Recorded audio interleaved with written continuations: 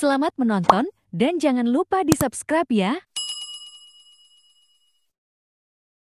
Assalamualaikum warahmatullahi wabarakatuh. Apa kabar kawan-kawan semuanya? Semoga kita selalu dalam keadaan sehat walafiat dan selalu tetap semangat. Dalam video kali ini kita akan membahas mengenai kumpulan seleksi PPK dan PPS terbaru. Jumlahnya kurang lebih ada 20 soal beserta jawabannya. Untuk itu, mari kita awali belajar kita dalam video kali ini dengan membaca lafaz basmalah. Bismillahirrahmanirrahim. Soal yang pertama. Landasan konstitusional hukum tata pemerintahan Indonesia adalah? Ya, jawaban yang tepat di sini Undang-Undang Dasar 1945. Soal selanjutnya.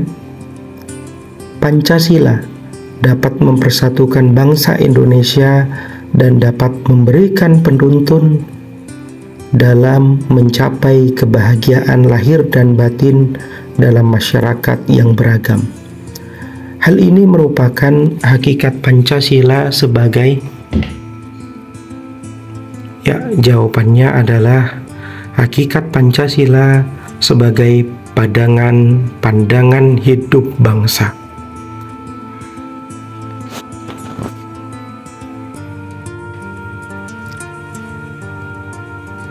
Soal berikutnya. Pernyataan yang menyebutkan bahwa Pancasila merupakan dasar negara Indonesia dapat ditemukan dalam? Ya, jawaban yang tepat adalah dapat ditemukan dalam Tab MPR nomor 2 tahun 1978. Soal berikutnya. Rumusan Pancasila terdapat dalam Undang-Undang Dasar 1945 yang ditetapkan pada tanggal, ya, jawaban yang tepat adalah 18 Agustus 1945. Soal berikutnya. Gubernur, bupati, dan wali kota masing-masing sebagai kepala pemerintah daerah provinsi, kabupaten, dan kota dipilih secara demokratis. Ketentuan ini diatur dalam pasal ... ayat 4 Undang-Undang Dasar 1945. Ya, jawaban yang tepat dalam soal ini, ketentuan ini diatur dalam pasal 18 ayat keempat Undang-Undang Dasar 1945. Soal berikutnya. Berikut ini adalah asas penyelenggara pemilu. Pilihlah yang benar. Ya, jawaban yang benar adalah mandiri, jujur, adil, kepastian hukum, tertib, kepentingan umum, keterbukaan, proporsionalitas, profesionalitas, akuntabilitas, efisiensi, dan efektivitas. Hal itu adalah asas penyelenggara pemilu.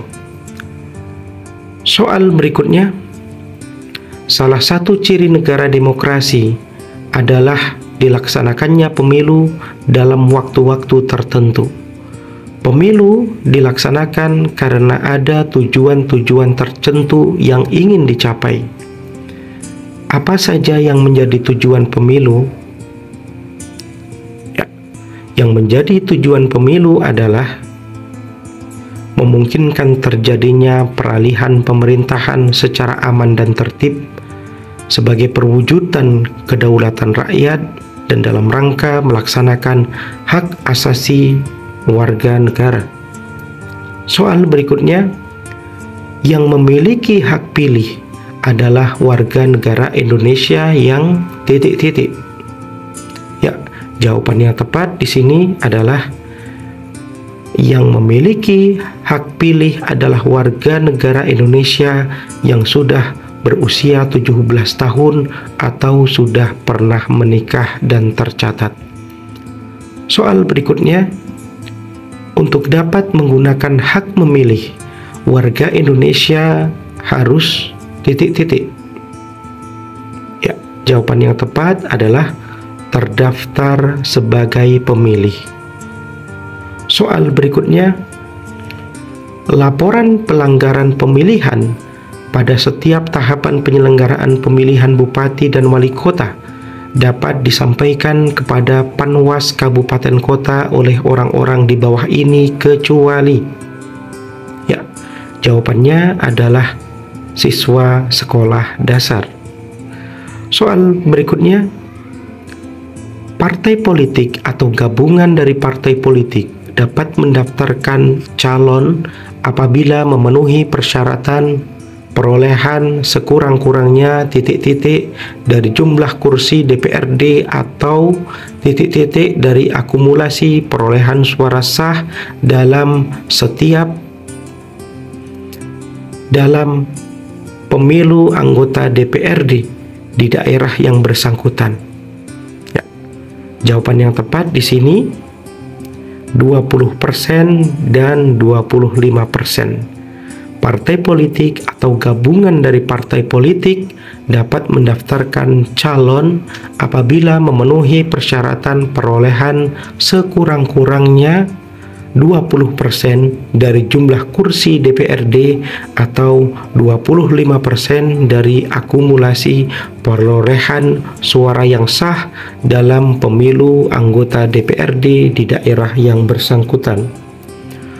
Soal berikutnya, verifikasi dan rekapitulasi persyaratan dukungan calon perseorangan pemilihan bupati dan wali kota untuk dilaksanakan oleh, ya, jawaban yang tepat di sini adalah KPU Kabupaten Kota dibantu dengan PPK dan PPS.